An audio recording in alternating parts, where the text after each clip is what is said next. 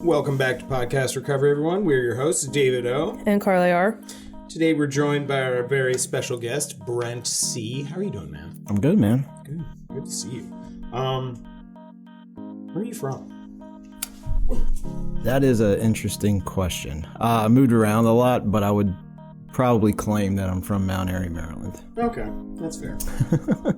For any of you who don't know Maryland, it's the rural, The best way to describe it is halfway to Frederick from 695. Yeah. Halfway to the mountains from Baltimore. Yes. Yep. When were you introduced to recovery?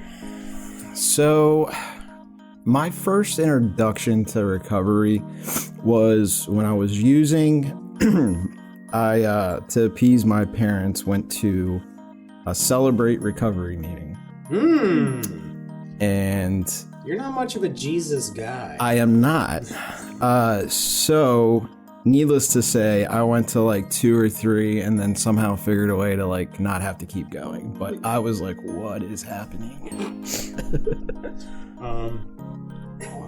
We're definitely gonna ask that. And how long have you been clean? 8 years. I just celebrated 8 years. My clean date's December 22nd, 2014.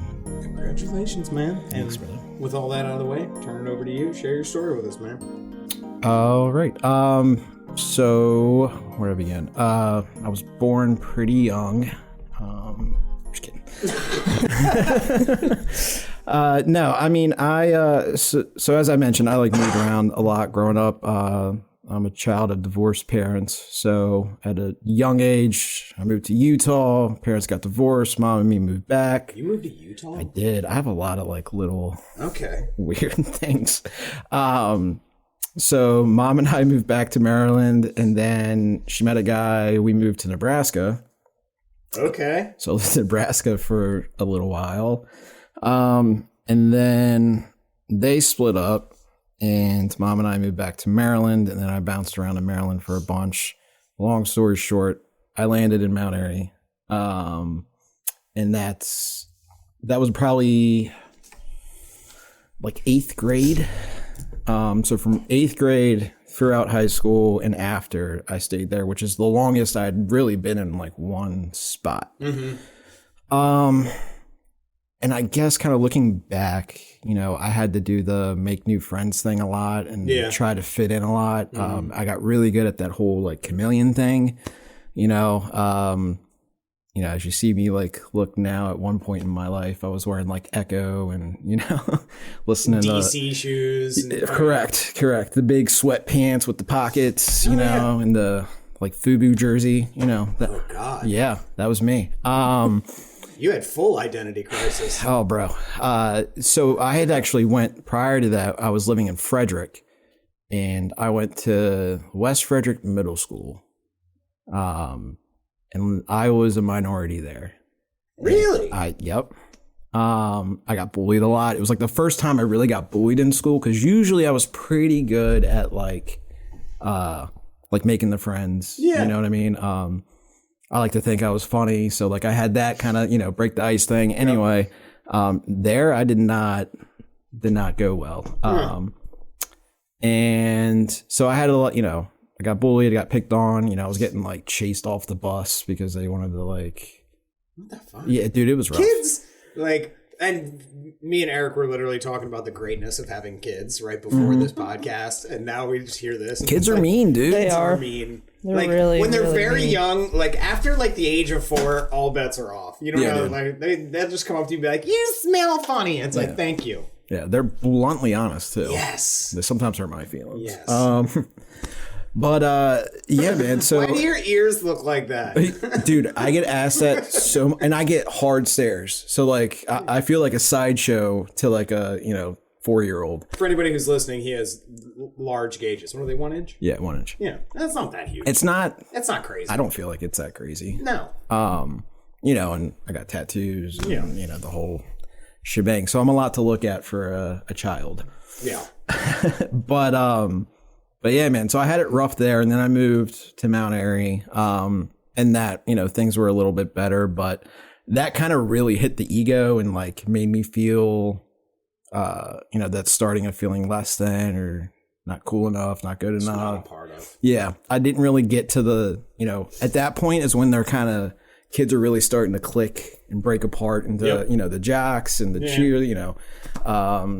and I didn't really know where I fit in. I didn't really do anything crazy at that point in life. I was pretty much a good kid because I was like scared to get in trouble. Yeah. So anywho, high school wasn't terrible. I did get the, freshman picked on by senior standard, whatever. But after just going through a really rough patch, it was like even more to it. Yeah. And then I found weed. And that we usually ask when people are like, oh yeah, and then I tried drinking, like, what's your first drink? Like, we should ask people, what's your first weed? My first weed? It's dirt weed. Yeah, my first weed was dirt weed in a soda can in the woods. Yes. Yeah. I wanted a soda can. Yeah, bro. Yes. Was it in Arizona or like just? It was a Dr. Pepper. Okay. Nice. So you weren't at Arizona yet. No, that came. No, You get that- your oh, yeah, 99 cent teas. You get a way bigger rip off an Arizona can. Yeah, I was inexperienced. I don't even know if I got like high that for like I didn't smoke cigarettes. Like I never really actually smoked anything. Yeah. Wait, Eric, did you get high the first time? No. Did you? No. Oh, I got so high. Yeah, Like you years ago smoked to get high, I was cigarettes, though, fucked right? up. Didn't you smoke cigarettes? I did. I didn't smoke cigarettes. Me neither. So I didn't know how to inhale. Yeah, that was my thing. I don't think I did it right. Fucking amateurs. Yeah, no, big amateur, dude. I had like the only thing I'd done. I'd like this is stupid. A friend, me and a friend smoked tea, rolled up in like. I've seen people do that. Yeah, rolled up in like paper, like loose leaf paper. Yep. Did you ever smoke a joint out of Bible paper? I don't recall. I did. Okay, yeah. I don't recall. I did. There's blank pages in the back, and it's the finest paper. If you can't buy joint papers, don't listen. If you're I'll have your listening to this, finest Don't listen Bible to him. paper. don't do this. Don't do Listen to this. him. Why not? I did it. Didn't you? What? Smoke, like, you've used the Bible paper before. Yes, that's what I was saying. I did it in college. Nice. You're a piece of shit. Nice. Why? Well, I mean, it's just a book, right? We have a Catholic sitting here. She I will know, walk I'm right sorry. out on us. Sorry. Okay. No, I'm fine. I know. All right. So yeah, I found weed, and weed is tight. Not now, but don't do drugs. Yeah. So I started smoking weed, getting in with the stoner kids, or my misfit group of friends. It was like my first experience with like misfit group. I had, there was like the redneck, there was like the gamer kid, there was the dude always playing guitar. That was me. And it was cool, man. Then I was like, it'd be even cooler is if I sold it. Yep. So that was, to me, getting back to everybody liking me because everybody wants to be friends with the weed guy. Yep. And I felt cool. I felt a part of. I would show up at parties. You were a fucking made man. Dude, exactly. So I would walk up. My friends might be like a few steps ahead of me, like my actual friends, and then some, jock or whatever. Who are you? Who said you could come? Blah blah blah. And then like I would walk up, and it was like, oh shit, like what's up? You know what I mean? Yeah.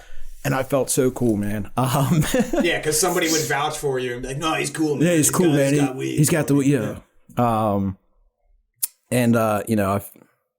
As everybody says, felt like Scarface, pushing like... Yeah, because you'd like establish a corner in the party and you just start breaking in, Yeah, man. Shit. And then, luckily I did all that without really getting in any kind of trouble. Mm-hmm. So, for, as most kids, drinking, smoking, all that through high school, not all through high school. It was more like senior years when things kind of really took turn. And that kind of coincides with, as I mentioned to you when we were talking, I have a younger sister. Mm-hmm. So she was born when I was 14. And her dad bounced when she was 1. And my mom kind of put like baby duty on me So like for a lot of high school, I wasn't really able to like go out and do anything. Yeah. When she turned 4, my mom met the guy that she's with currently, like still. Yeah. And he kind of took that, roll over. Yeah. And I kind of was free, Mm-hmm.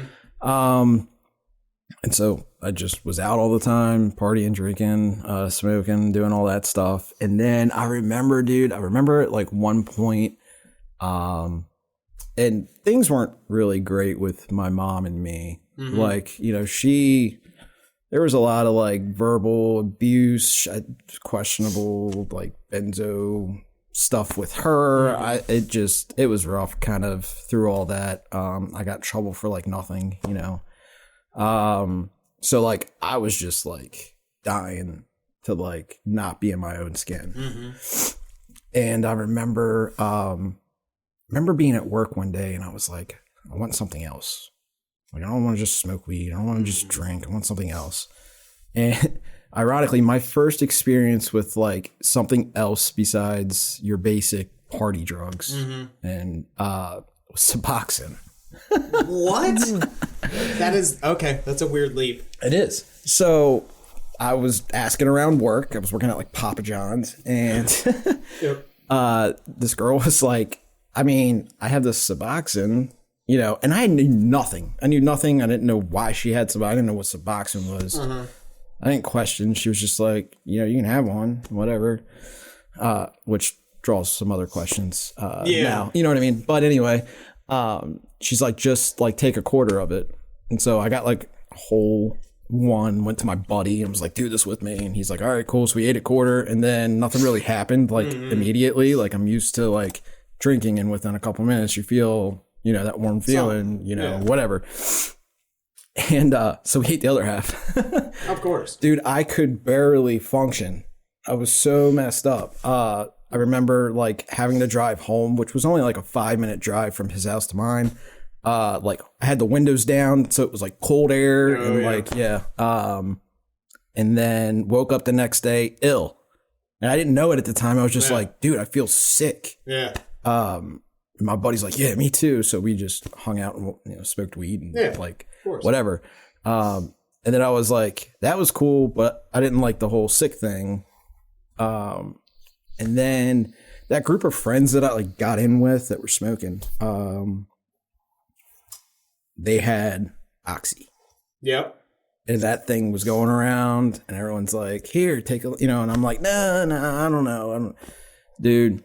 We're a very specific generation that has that experience. Dude, the whole Oxy thing that messed a lot of people up. Yeah. I hear that in stories all the time. So yeah, man, I did that and that was it. Yep. I went numb. Everything stopped. Nothing mattered. I felt complete, all the things I was looking for, which was really just that like calm in the storm. Yep. The storm that I was going through at a young age, that chilled everything out. And then I remember they were like, yo, is he like alive? I was like eyes closed, slumped on the couch, probably the same color as the pill. Yep. And, I'm like, I'm good. Yep. And they're like, oh, okay. All right. I needed more. Yep. I needed more of that. I wanted to do more of that. I don't want to like stay in this, part of the story too long, but like long story short, a buddy of mine that had that, he had this old lady that like was like the plug, it was like this weird, it was weird. It was always weird, right? It was always some old person with a medical condition. Correct. Or like a weird jazz guy. Yeah. You didn't have your own old lady? Yeah. You had an old lady, yeah. Yeah. We called her mom. You know what I mean? It was so many of them were mom. That's weird. You're taking it to like a weirder place. Is it weirder that like we would like go and like do housework and she would pay us and that is a bit no. That's very normal. Yeah. Okay. That's very normal. So that's what happened, and that was like the gravy train, dude. Like we would go over, she'd hook it up, and like. So obviously when you're like, hi mom. Yeah, you know what I mean? Like we were her sons. Dude, so the gravy train obviously ended at some point. Mm-hmm. That gravy train ended. At that point, the price of those were going up. I didn't have the money to supply the habit that I had acquired doing that many. And I remember calling around and someone was like, hey, I don't have that, but I have raw, you know? Mm-hmm. And I was like, what's that? You know? And they told me it was heroin, and I was like, "Oh, I'm a junkie." I don't want to do that. Yeah, that's junkie stuff. There's always that. I feel like everybody that does pills was always like nose up in the air to, you know. Dude, so much of a fucking nose. Right. It's like this is like scramble. It's coming in a pill. Right. I never smoked crack, but I did a shit ton of cocaine, and I looked down my nose at crackheads. Right. Crack's pretty gross. It's like we have crack is gross. Crack is pretty gross. We have stigma within the whole. Oh yeah, you know what I mean. There's a hierarchy. Like I'm shooting dope. I'm not smoking meth. You turd. I talked about that in a meeting one time, if you remember, the hierarchy of how like because we were talking about how like you should use Suboxone, and I was like maybe we should just fucking have the meeting like like if you didn't smoke crack or do dope, you can't sit in the front row. I do remember that actually. Yeah, you were like the weed smokers. You just sit in the back. Just be quiet. Now I think of that Half-Baked movie you clip. in here for some marijuana. So yeah, eventually I got sick enough at that night, and I hit them up because they were like, it'll get you well. Yeah. So also to remember like, man, my back hurts. I think I'm getting a cold. Like I remember all that crap. Mm-hmm. But did that, and that was cheap. So I was like, why am I wasting my money? Yep. And this is a business decision, really. It was financially smart. Yes. So I started pursuing that. I was like, this is it. And man, that was a long, rough road. So this all happened when I was like 18, 19. And then a big, sad, sappy part in all this is like, when my parents got divorced, my dad kind of like went out of the picture. Mm-hmm. So as I'm like just getting into pills, my dad like popped back up. And it wasn't like a abandoned father thing. It was really my mom keeping me like from him, mm-hmm. and then him kind of just throwing the towel in and then trying again once I was 18, Yeah. And I was not ready for holding a relationship, because all the addict things start happening with the addict stuff. Plus I had a lot of like resentment towards it, felt entitled to things. Like I remember he helped me out with like a truck, and I obviously couldn't make the payments back to him, mm-hmm. For obvious reasons, and getting mad and being like, well, you missed all my birthdays, and you know what I mean? Yeah, it's you like, owe me this shit. Right. Yeah, who the fuck am I then? Yep. You know what I mean? Like, so anyways, fast forward a little bit, I used for, a while, eventually jumped on the needle train. And that, sped things up.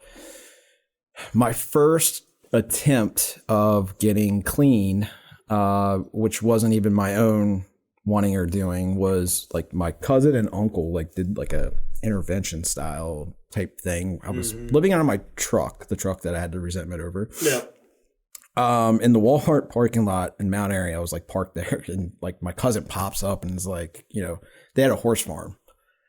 Yeah, that's Mount Airy in Lisbon. Yeah, yeah. So, or Woodbine, or it's all kind of the same. Yeah. And she's like, come to the farm. Like, you don't need to live like this. Blah blah blah. Not really pushing the fact like you're using and you need to stop using. Just like you're living in a truck. Oh yeah, they dope fiend you. Mm-hmm. Yeah. And I was like, all right, cool, yeah. Like I'll come. So I get there, my uncle's like, I'm gonna need your keys. I was like, what? He's like, yeah, I don't know what's going on with you, but we'll find out. So basically, like, we'll see how long you last. Little did they know I just picked up. So yeah, I had a couple days worth, you know what I mean? Well, I stretched to a couple days worth. And then I remember the condition for me living there was working on the farm. Mm-hmm. So they got me up like bright and early one. It was like, 5 a.m., something gross. Yeah. And then I was ill. I mean, I was ill.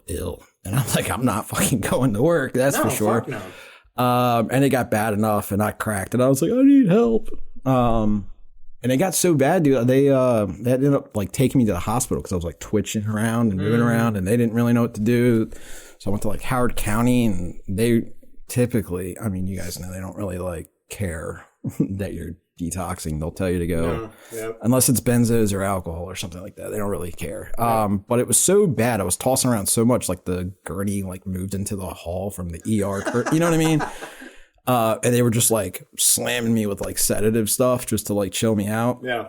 I woke up the next day like I'm still like in the hospital. You know what's going on? And they old school detoxed me. Clonidine, that was it. And gave me like Benadryl to like sleep. It was rough, dude. So anyways, you know, I got clean-ish then. I say ish because like over the next like 28 days, because they went off of that stereotypical, that's how long it takes. Yeah. They were still like letting me drink, you know, you're on the farm, you work all day and you drink, you know. And my cousin's boyfriend at the time like smoked weed, so he was cool with like, you know what I mean? So like I never really got like clean then. Yeah. When I got my keys back, it was like right back to it. Yeah. You know, nothing changed. I didn't do anything different. I didn't work on myself, nothing like that. And eventually like I stopped showing up, and this was rough too, dude. He wasn't paying me anything to like where he was just for like living there, and I was like full time, like 7 days a week, you know, from 5 to 4 in the afternoon. Yeah. So I had to work on top of it. So then I was going and working at a part-time job at Domino's. Yeah. So I was like literally just working all day. Yeah. I finally cracked. I was like, fuck this, you know?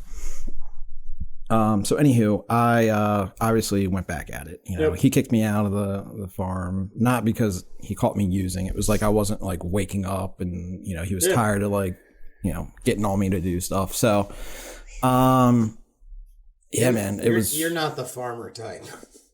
You could tell. It trips people out though. Like if I'm talking to somebody and they start talking like mention horses and I like drop little things and how the fuck do you know that? You know what I mean? But yeah, so I went, you know, out on the run again, hard, still had the truck, no insurance or anything like that. And I mean, to fast forward all this, you know, I kept using, I lost the truck, you know, so I'm just like couch hopping. You know, I was homeless in Mount Airy, which is kind of weird, you know. That is a weird place. Yeah. So like, I mean, I had a tent I stole from Walmart and like slept in that. There you go. You know, I was living on buddies' couches and I got in some like legal trouble. You know, I'd like stayed at my mom's and got kicked out, you know, multiple times. It really wasn't my mom. It was my stepdad. He was like not an enabler, like at all. My mom, she'd have loved me to death, literally. Yeah. But I remember I was living on my buddy's couch. I had a court date for something. It might have been like a possession or something. I didn't really ever get caught doing any like criminal activity, except once. It was my mom's check that like she didn't know what happened, and then when she realized what happened, she like didn't show up and like just wanted it to go away. So he was going to Florida, and I was like, that'd be tight, you know, because if I could just get away from Baltimore, where all the drugs are. Baltimore's always the problem. It's definitely the problem. So this court case was like chill, like it got thrown out or something, and I was like, cool, so I'm going to Florida.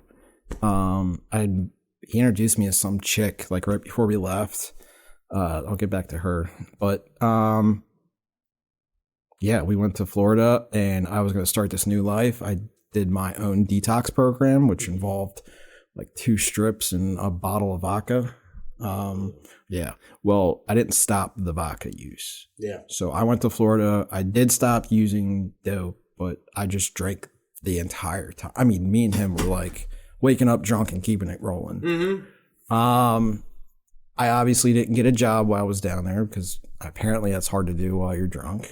Generally. Typically. It's frowned upon.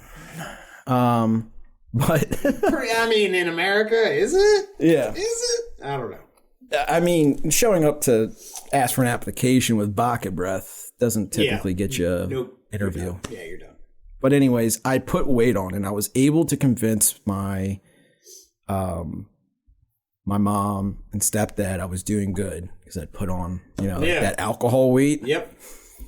And so I got back. That girl that I met before, we kept in touch and like all that. So like I'm back in Maryland, and like now we're like dating. And she had like came down to visit. I was down in Florida for like 8 months, but I got back, got into the house, and like I kept the drinking rolling, and next thing I know, I can't even recall, probably the booze, but I can't recall how I ended up like calling somebody to cop.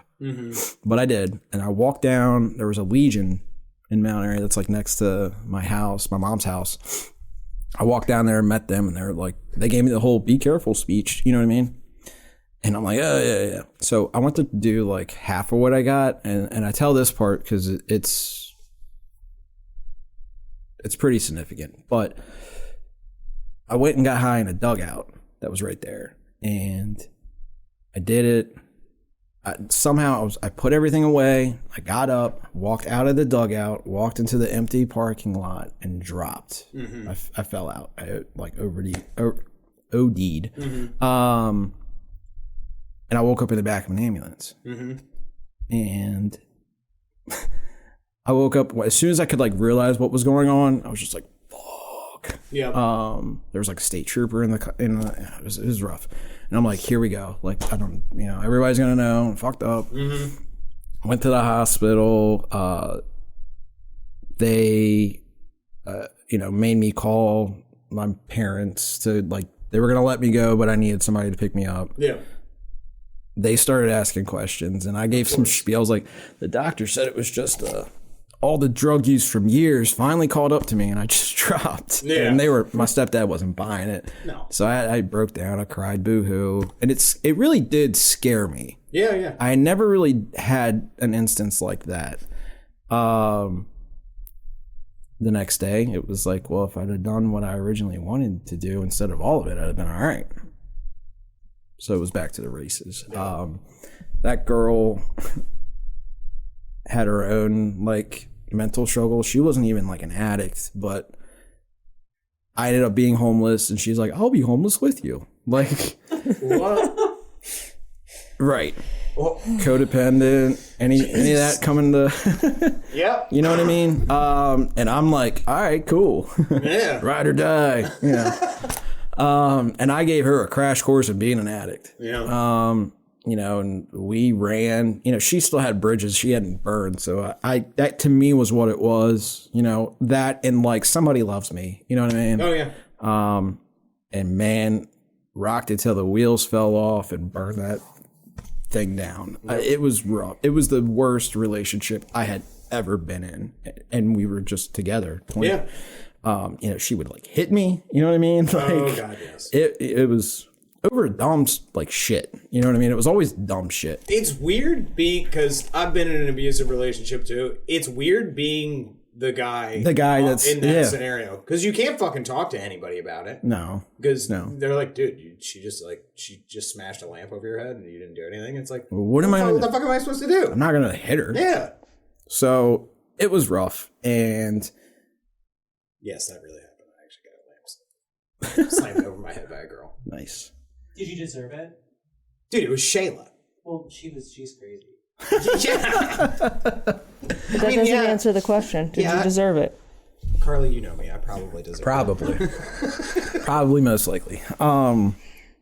So towards the end of all that, I ended up drinking and doing dope. Mm-hmm. That was like, we're getting to the end of the road here. Her parents finally like did an intervention with her, shipped her to Florida, and then I was left with just me. Mm-hmm. I couldn't go home. I didn't have a home. There was a home, but like parents, you know what I mean? Her parents were nice enough to like try to assist in me going somewhere. Yeah. Couldn't really figure that out. They were able to talk to my mom and stepdad and just letting me, because this is winter, just letting me stay while I'm trying to figure something out. Yeah. At this point, I got the shakes. I'm withdrawal. You know what I mean? Oh, like, yeah. so they ended up letting me stay there shortly. My mom was like getting me pints to like keep that from going. She had like Vicodin and she like, you know what I mean? Like we were just trying to make do, cause it was bad at this point. And I ended up getting in somewhere, you know, I ended up finding a spot. It was the shittiest fucking place ever, but it was a place. And that, to me at the time, it was that typical, let me get my oil changed. You know what I mean? I had no intention of staying clean, getting clean, anything like that. I just wanted to get this dope habit over with and have shelter, food, that basic necessities. People get clean in winter. And get everybody off my back. Yep. So I went, it was a shithole, mice, you know what I mean? Like, and I had at this time acquired like a probation with a big suspended sentence. They told me they could help me, but I needed to go to the long term. And I was like, I don't know about all that, and they're like, well, you can go play catch me when you catch me. And I was like, I don't know about that either. So I sat still for the first time in my life, took a suggestion, and I went to long term. Again, it was just one shithole to the next. It was the same treatment. Yeah. But it was rough. But it gave me time to get the drugs out of my system, get a clear head going.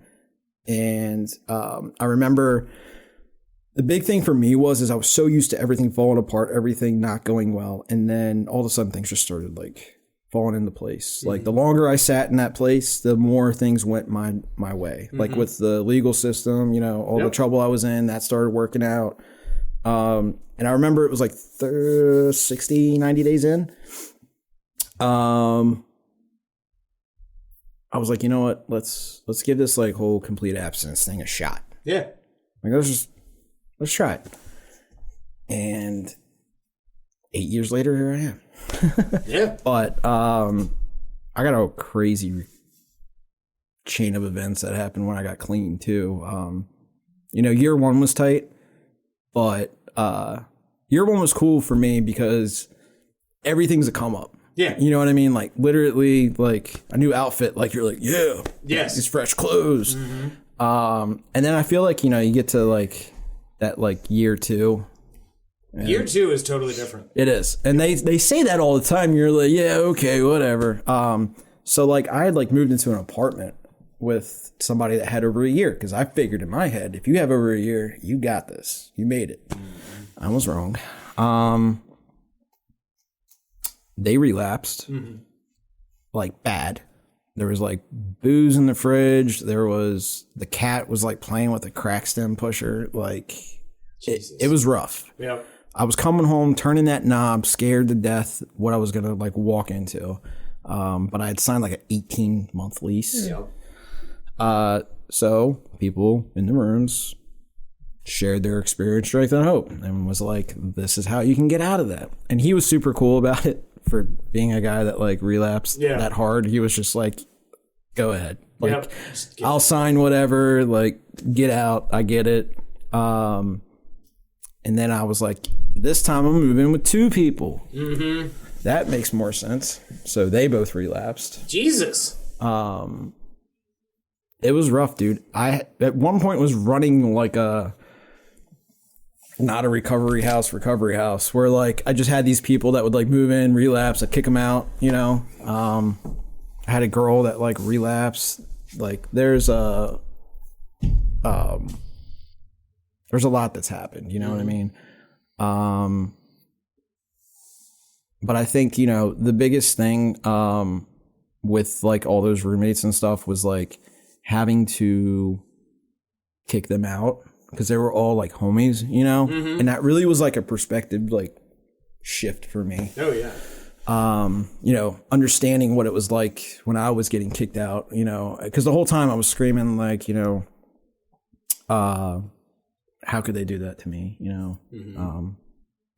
I'm their, I'm her. That's my mom. How could she do that to me? And it's really my stepdad. Thank God for him. you know, because if it wasn't for pushing me to be homeless like I was, you know, I never would have kind of got to that bottom. Yeah. You know, and then just to highlight some of the things clean I've been through, you know, I had a sponsee that I had sponsored since he was since white key tag, you know. Yeah.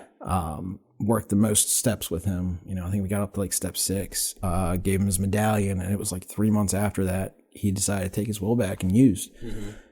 He didn't make it. Mm-hmm. And that was so traumatic because it wasn't like that happened and like he's gone.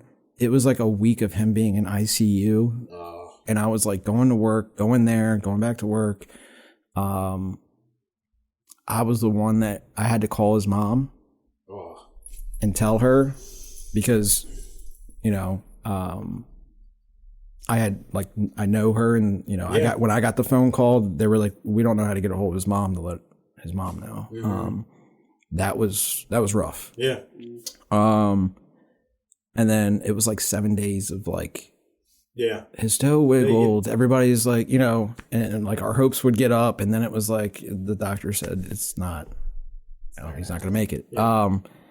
And that took the wind out of my sails a lot with like recovery in general. Mm.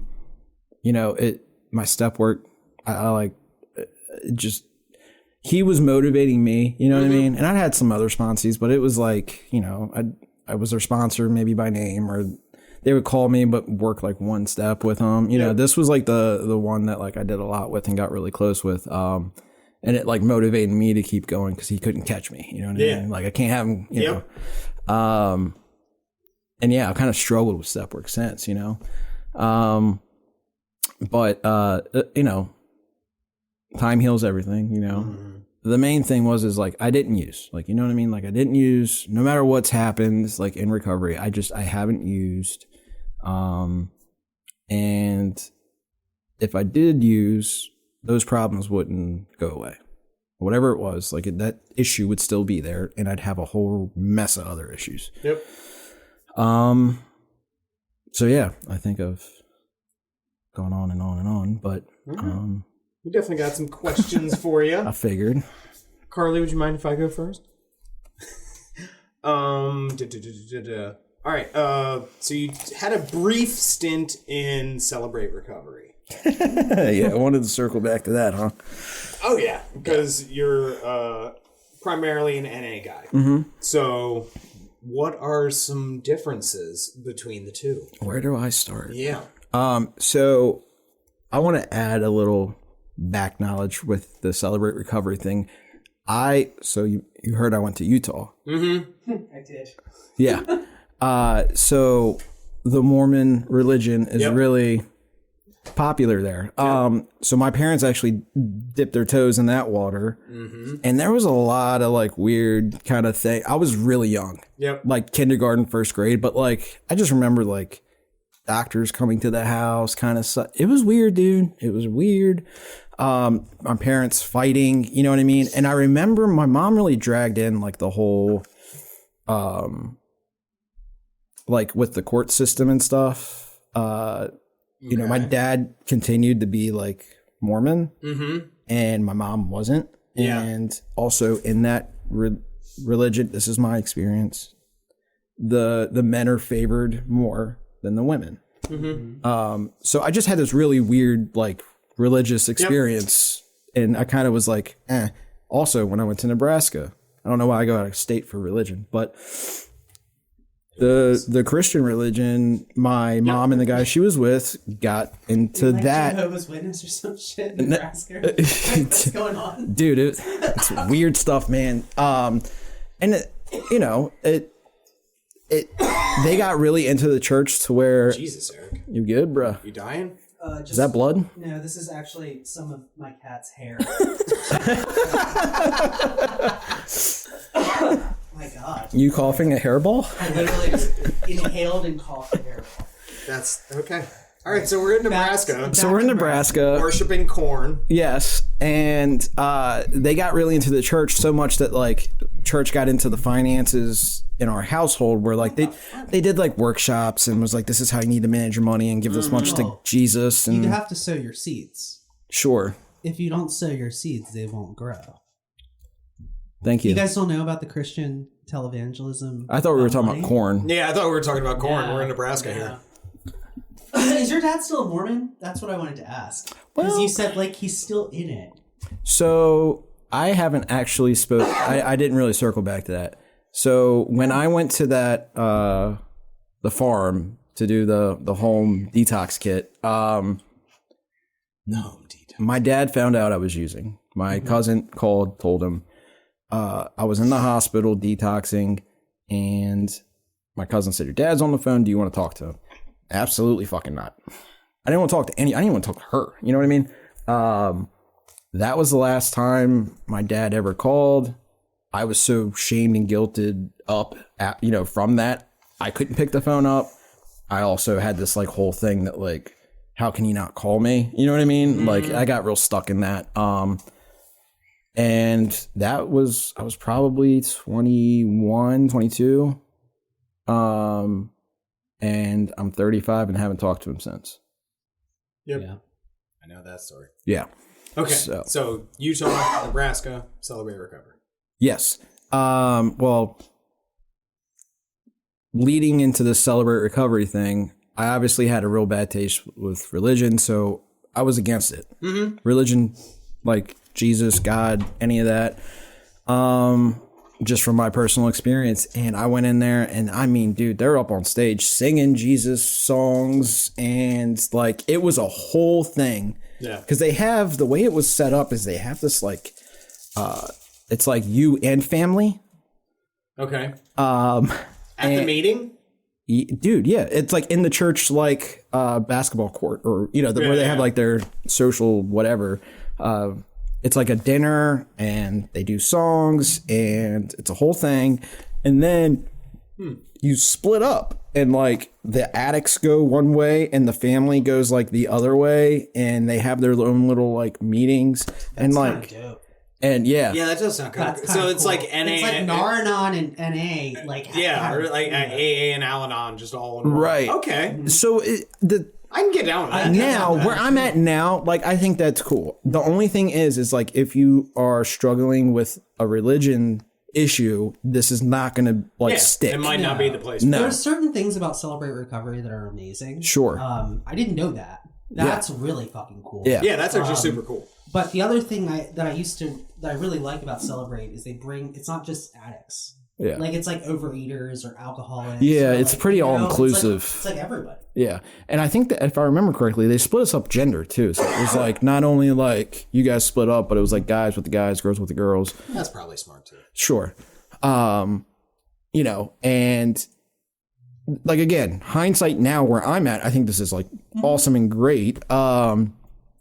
But it was just too much of that, like, Jesus in my face. And for one, I didn't want to be clean, let alone listen to this. Yeah, be evangelized at the same time.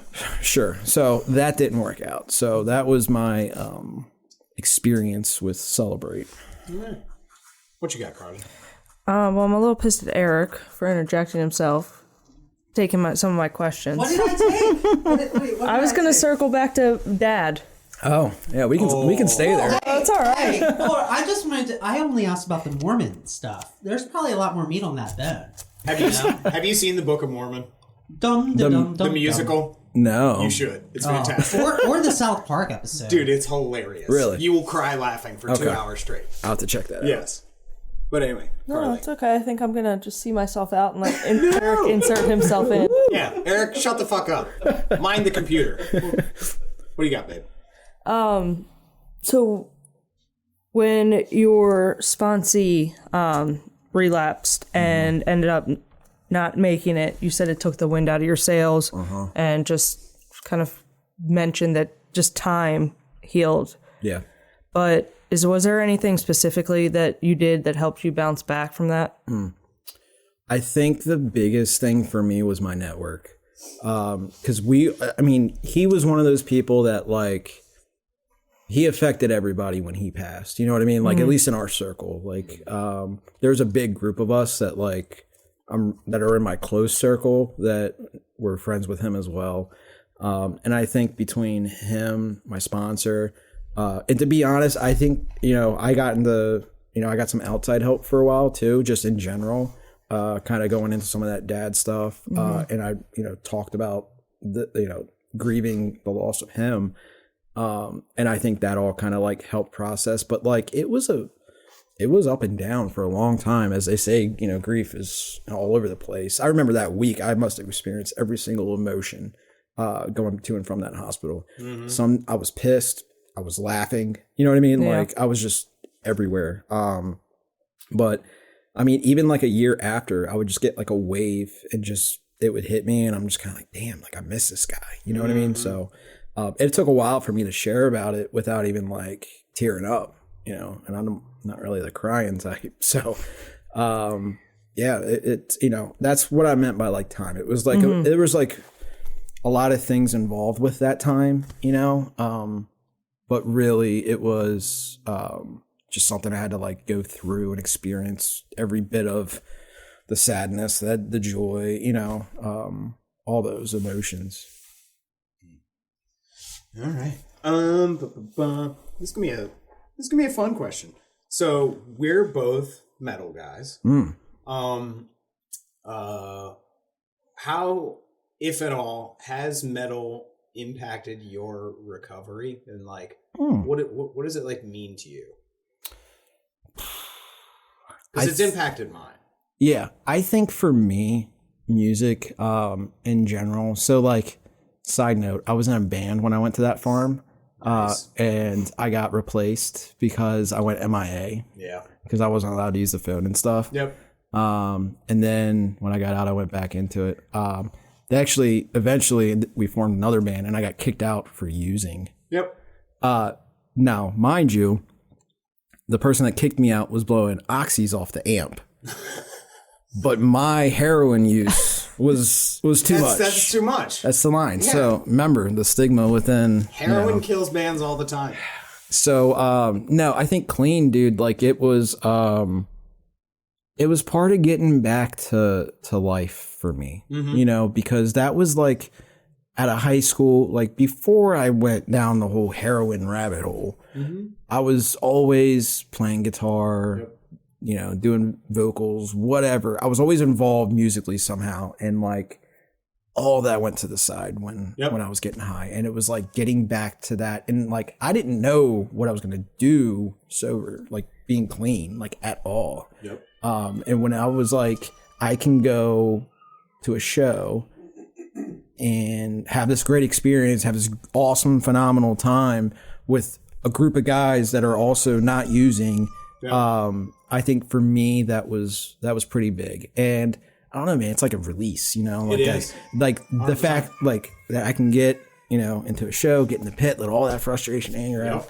I love it. Music therapy is fucking amazing. Now I will say that I probably don't get into the pit like I used to in my 35 years of age, but it definitely, still holds like a place in my. My soul. Oh yeah, dude. And like I'm a firm believer. Like if it wasn't for like metal music, like I wouldn't even survive addiction. Like, yeah. There's a fuck ton of drugs in the music industry, and especially in metal. And you see like a lot of our heroes like eventually get clean, and then. Then you look at these guys that you emulate and you're like, well, fuck. Because a lot of them go through traumatic shit too. Yeah. And it's like, well, this guy had traumatic shit and he's doing something I love. I love the lyrics that come out of that. Absolutely. You know what I mean? Like when metal is actually tremendously positive. I know. They people do not realize that. They're like, it's just screaming. And it's like, it's not. Yeah. It's not. No. The meanings of each song, like in the how they apply or can be applied to like whatever I'm going through or whatever like that, I think is huge. Oh yeah. All right, Carly, what you got? What other ways has your addiction manifested itself in recovery? It has done that in several different ways. Luckily, none of them have been anything too serious. Like I've never like eating or sex or women in general. Like I didn't really have like any like unhealthy manifestations or those that can be unhealthy. For me, it was pets at one point. Pets. So at one point I got really into reptiles. Okay. And I had probably like 15 different like tanks. Holy shit. Yeah, that's a lot. That's a lot. Yeah. I thought you were gonna say like 5. But what kind of reptiles? Yeah, what are we talking about? I've had skinks, I've had bearded dragons, chameleons. Beardies are sweet. Beardies are leopard geckos, crested geckos, snakes, frogs. I mean, pretty much a little bit of everything. Nice. And I was always kind of looking for that one that like is an oddball, So yeah, there was that. We've never heard that manifestation. That's a new one for sure. Yeah, the gym. I did that. Not now. But you're married, of course. I'm married, so no. I went hard with that. Now my shoulder sucks. All that good stuff. What else? No gambling. No gambling. All right. I until recent haven't really gambled. I got on the whole sports. The FanDuel. Yeah, Yep. But here's the thing. Her record is terrible. Yeah. I'm like mine was 2 and 54 on bets. Nice. What? on just what, line or like props or Different things. Yeah. So a lot of different things, but luckily only like 20, I would say probably 30, somewhere $30 to $40 of it was my own. All the rest was free money. Yeah. So I don't feel bad. But I also won probably like maybe $325 total. Yeah. So I made it out. But no. Huh? How have you won it? If because I bets bet big. She bets big, dude. She makes like these crazy parlays, and when they hit, they hit. So you're like me. So I don't really I'm not throwing like $100 down on anything. No. I'll throw I'm cheap. So I think that's why I've never gotten caught up in gambling, because like I literally put like $20 on there and then like got the free bets and I stretched it. It's free money. Right. Why not? And then I was doing like the daily stuff, and any gambling out there, just gambling's dangerous if you need help. Yeah, it's definitely something that you shouldn't just run wild with, like talk about and make sure you're in check. The apps are actually kind of responsible though, because like every 10 minutes they're like, you've been on here for 10 minutes. Just make sure, watch yourself, motherfucker. It also tells you your bounce, because it likes to tell me it's 0. Yep. Yeah. Well, you can lock yourself out too, which is kind of cool. Yeah, you can also. Yeah, you can like ban yourself from casinos and apps and all kinds of stuff. You can do it like a certain amount of time. Yeah. You can be like, I don't want to use this for a month, and they'll like lock you out for a month, which is like kind of cool. Yeah. Yeah. Like I don't feel like a liquor store would do that. Yeah, I used to tell the dope guy. Oh fuck no! Tell the dope guy, don't sell to me for a month. Don't sell me for a month. All right. I'll see you tomorrow, man. You call him tomorrow. I meant next month. Yeah, dude, not this month. Yeah, I was just kidding. Just pick a month, but not this one. Haha.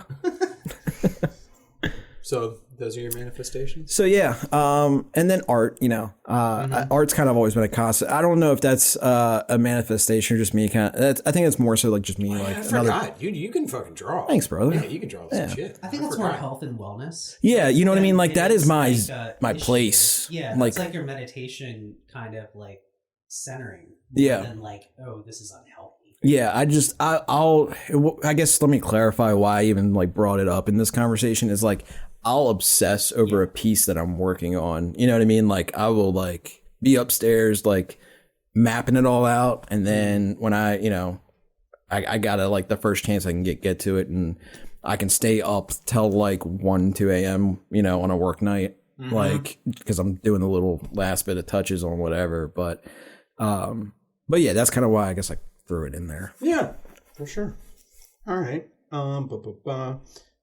You didn't touch on it, but I know that you work in treatment. I do. How long have you worked in treatment now? 6 years or close to it.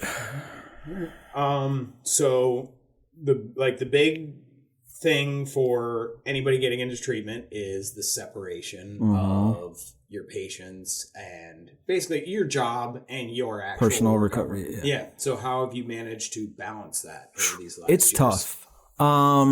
I think and this is why it's tough, and I actually share this a lot.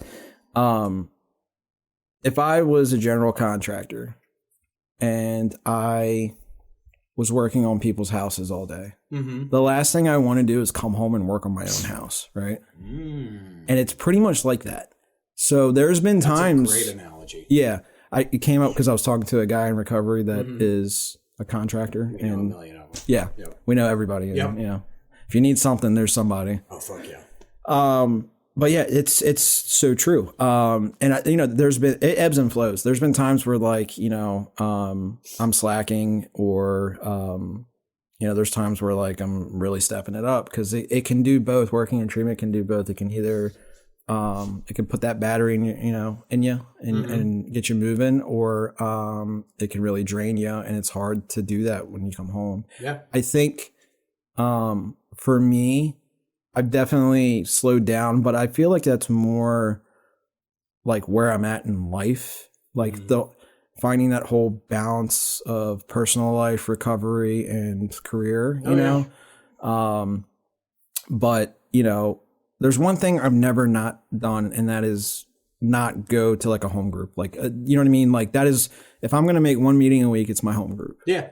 And regardless of how tired I am, I'm like, it's my home group. I'm going to that. And I've just kept with that. And that's kept me like, even in those times of slump, like where I don't want to do anything recovery wise, I at least do that. You still have a toe in the water. Right. And usually I show up even though I didn't want to go. And then like I'd, shoot the shit with people and I'm like, man, I'm glad I went, Yeah. That's not how it always goes. But yeah, it's definitely not easy to do. I don't think it's something that like, it sounds really good. Like it sounds like, oh, what am I gonna do? I'm gonna work in treatment. You know what I mean? But there is a whole side that like is very different. It's not NA. Nope. And it's often those things get crossed where people think it's like, oh, helping the addict and like sharing a message and it's my experience. difficult. It is a lot with it. Yeah. Because we worked together for a little bit, and a couple of those guys died. Yeah. Yeah. Yeah. That's rough too. And unfortunately, being in it so long, and I think this happens in the rooms anyway too, it's like you get like jaded to like people dying. It's like it becomes like the first couple are rough. The ones that are close to home, that hit home, like my sponsee, that was rough, regardless. But like if it's just people like I'm casually friends with, or I think even like moderately friends with, like it's whatever. But like even, at work, like, when that unfortunate thing happens, it's like, damn. Yep. Yeah, there's another one. But it doesn't really like it doesn't hit like it used to. Yeah, it doesn't, man. It's like a tolerance. It's almost sickening that because like normal people don't hear somebody died and are just like, oh well, there's another one. Yeah. You know what I mean? But when dude, in my 10 years I've gone to more than a dozen. Like I've gone to a funeral every year. What's that saying? Get a suit. Oh yeah. You don't need it for weddings and funerals. Yeah. Luckily now more weddings are coming than funerals. Sure, so many weddings last year. All right, what else we got? You got nothing else? All right, I got one more. So sticking with the treatment, what is your opinion of the 28-day model of recovery? Let's get controversial. My honest opinion? Yeah, absolutely. It's complete bullshit. Yep. Agreed. It's made up by insurance companies. Yeah, actually what that came from, and if I'm wrong, I'm sorry, but it had to do with the military leave. Something to do with that was the longest that they could go. I believe this is correct. I'll have to Google it afterwards because it's going to drive me nuts. But so that's what the insurance companies were willing to pay. That's where the 28-day thing came from. Yep. It's complete bullshit. That an insurance company is going to dictate what someone needs. So like let's I love analogies in this. So let's talk about a cancer patient, right? Someone with a progressive and fatal disease. And the doctor says you need 6 rounds of chemo, and the insurance is like, best I can do is 4. Yeah. You know what I mean? It's like, how the fuck are you going to sit at your desk and decide somebody's treatment that you don't even know? You have no knowledge of what's going on in their life, because not everybody's the same. Not everybody has the same story, not the same issues. The mental health alone and varies. I think that that needs to change. Yeah. It needs to stop being a one size fits all. 28 days. Like 28 days, absolutely, it can work. Sure. Like, it can work for some people. Yeah. Some people can get clean in 72 hours. Like, it happens. There's not one way to get clean. No. And everything, what works for you might not work for me. What works for me might not work for you. Yep. But I think that this needs to come from professionals, not from some Joe Schmo sitting at a desk not a fucking claims adjuster. Right. Looking at, how many claims they've had and what they're willing to pay because of X, like, fuck all that, dude. Yep. So yeah, that gets me a little worked up if you. Oh, I completely agree. Yeah. But like the medical industry needs a major overhaul in that realm in order to just become more successful in the treatment of addicts moving forward. Yeah, they will dictate as well, like what level of care they're paying for how long, and some people are going to need, more intensive care for a longer period of time. There might be more trauma that is involved with that case, more mental health that is involved with that case. The family dynamics, if they're doing like family work, like that might need more, because that's another piece too, is, not just the patient, but like the family. Yeah. Cause like the outside looking in, people are like, oh, it's the person and the drugs. And it's like, no. Yeah. So, a lot of times like the family system, I didn't do a bunch of family work when I went to treatment. I went to not such a great place. But as I mentioned, like the stuff with me and my mom was like, my mom was most of my 4th step. Yeah. My dad was the other, you know what I mean? And then that crazy ex. But, you do all this work with the patient and you put them right back into that environment, right back into that family system. And it's bound to repeat. Yeah. They're going to get triggered by their, family, or, the parents are going to enable behavior they shouldn't be enabling, or whatever the case is. It's a whole thing. Everybody needs help, and like also too, like being a loved one of an addict is just as traumatic as being an addict. Yeah. Like they need to heal. So, I definitely think the healthcare system is horseshit. All right. Well, we are out of time, but we would like to thank our friend Brent for joining us today. Thank you. Man. And take one quick minute, talk to anybody out there who's struggling, needs to hear that message of hope. What do you have to say to them? I think the biggest thing I always can say or will say is, like, don't use no matter what. Like, if you're currently using, like, give it a chance. If you've been clean and you're hitting a rough patch, don't use, as I mentioned earlier, whatever problems, whatever issues, whatever you are facing, those problems will still be there if you use. And then you're going to have a whole other mess of problems after that. Because then you're just going to be sick with a shit ton of problems. Yeah, that sucks. I never, they say the life beyond your wildest dreams, right? And like early on, you're like, oh, okay, what does that mean? I'm going to be a movie star and, have, multi-million-dollar house, blah, blah, blah.